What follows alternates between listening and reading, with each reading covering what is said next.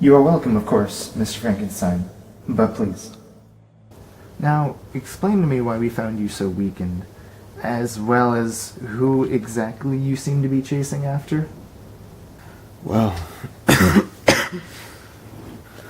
it's not quite an easy thing to explain, but it's a story perhaps. Yes, let's look at it on that angle.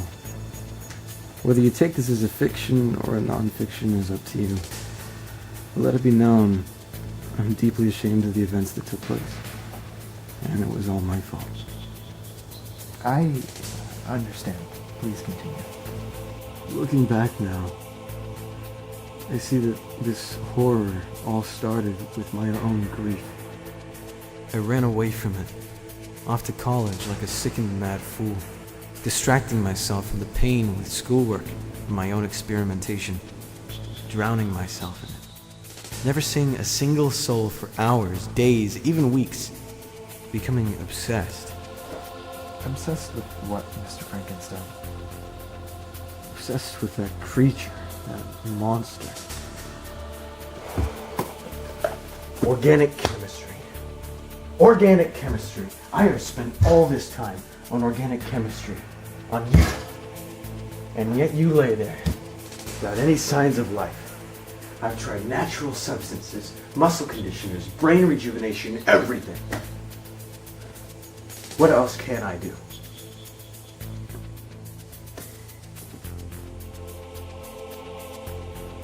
And then it came to me.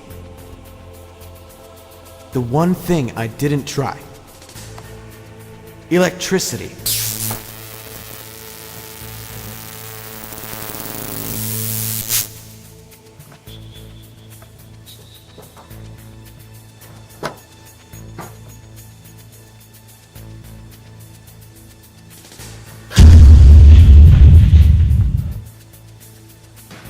I ran from the monster.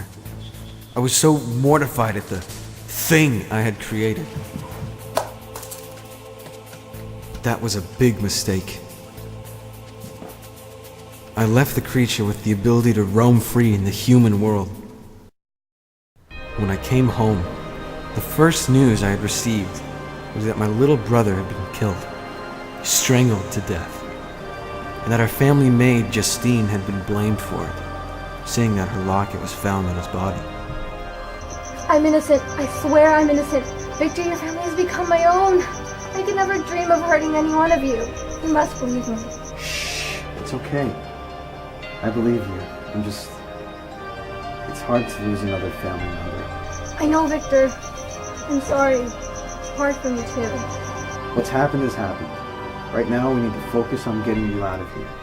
I'm more than willing to vouch for your honor, and I'm sure Elizabeth would do the same. She's already tried that, but still people do not believe. I think I should just pretend as if I'd done it. Maybe my honesty will put me in favor. No. Even if it does work out like that, there will still be punishment. It's too dangerous. What other choice do I have, Victor? At least it's better than being at the end of the road. So we went with her plan, hoping it would give her freedom. On the day of her planned confession, I'd taken a walk out into the woods. I wanted a moment to think. Yes, she was innocent, but that left me with a question. If Justine didn't murder my brother, then who did? And then I saw him, and I knew. The look of anger and hurt in his eyes terrified me. I'd never seen such agony, such a hunger for revenge. But at least I knew who to blame for my brother's death. But I couldn't blame him. Who would believe me? I myself would be tried for insanity. I was helpless. Justine's plan had failed. When she took responsibility for my brother's death,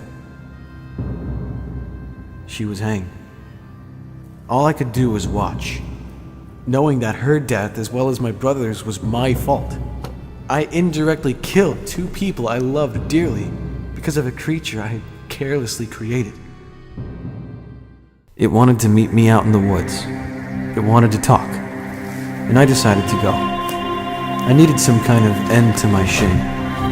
and somehow dealing with my creation made me feel I was doing that.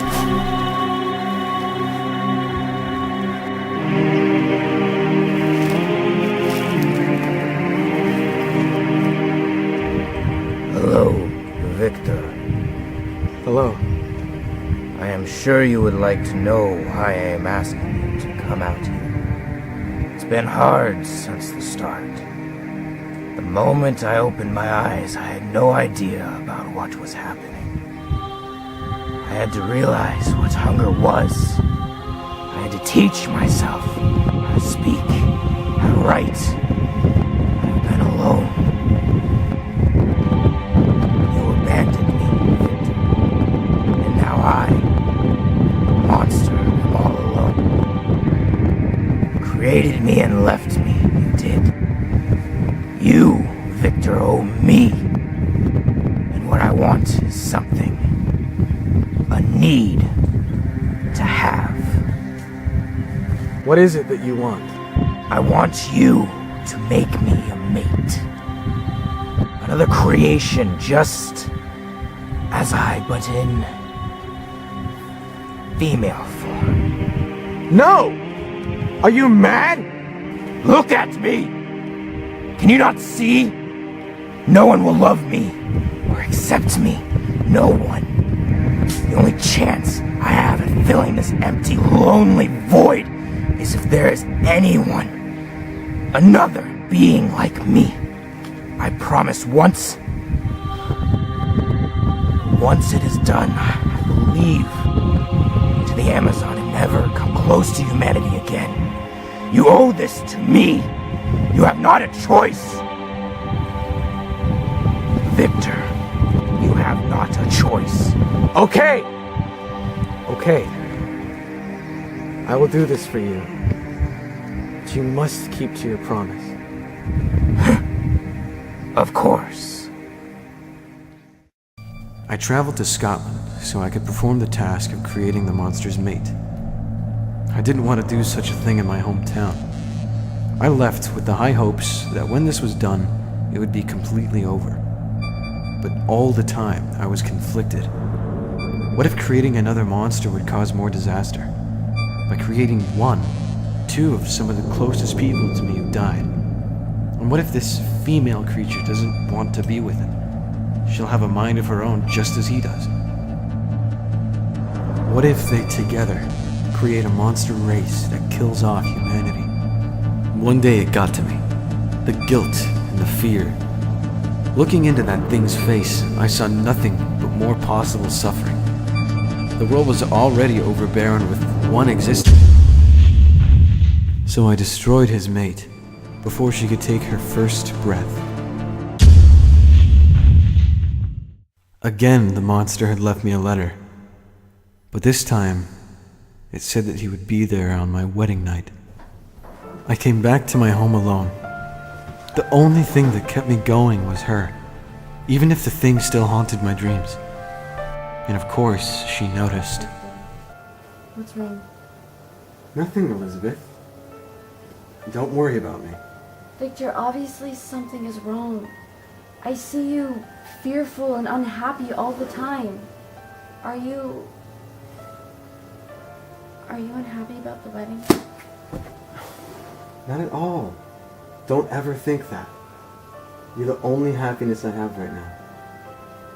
It's just something that I have to deal with. And I promise you by our wedding night, we'll no longer have to worry. But for now, I have to keep my mouth sealed. And when the time is right, I'll explain everything. Okay.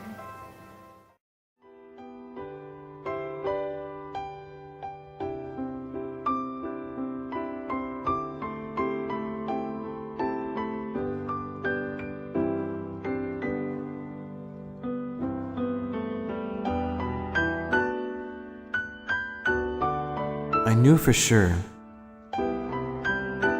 that by our wedding night, it, one way or another, would all be over.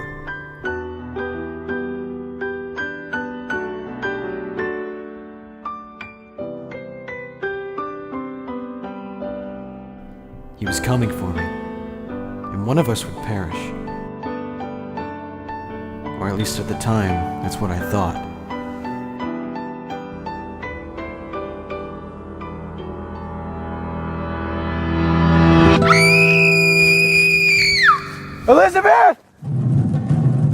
After our wedding, Elizabeth and I went for a walk in nature.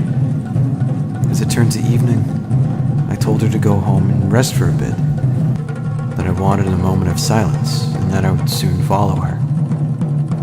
I was going to wait for him. I was ready to fight. But when I heard her scream, I knew he never intended to harm me.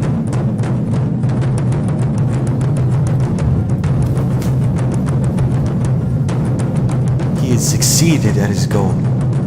He had ruined my life, taking away everything I loved. And at that moment, I pledged my life to finding that bastard and taking away the life that I foolishly gave him. But the need for revenge has done nothing for me. I've spent years chasing him, and now I have nothing but a wasted life and a dying body.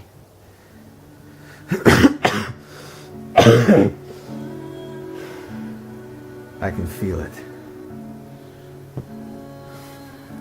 I'll be leaving this world soon. Please don't be as idiotic as I've been. My story ends here, and I'm okay with that.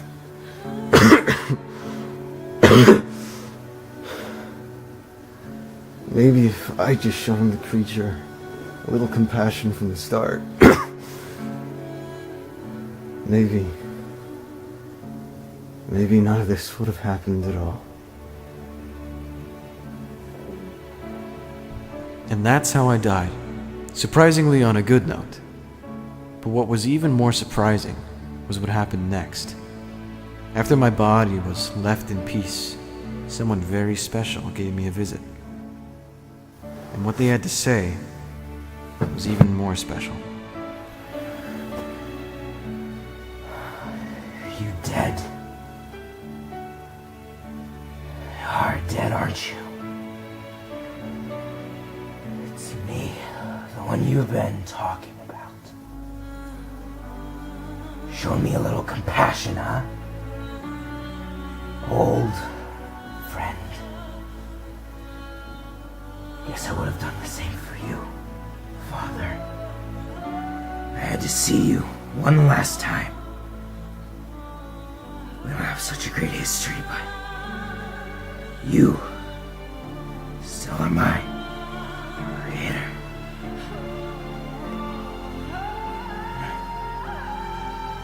I let you down. Wish I could take that back. You must know this. All that I have done. Wish I could have been a better being for you. I am going now. The world shouldn't have something like me roaming around. I'm going to burn myself. That's what you would want after all. My creator.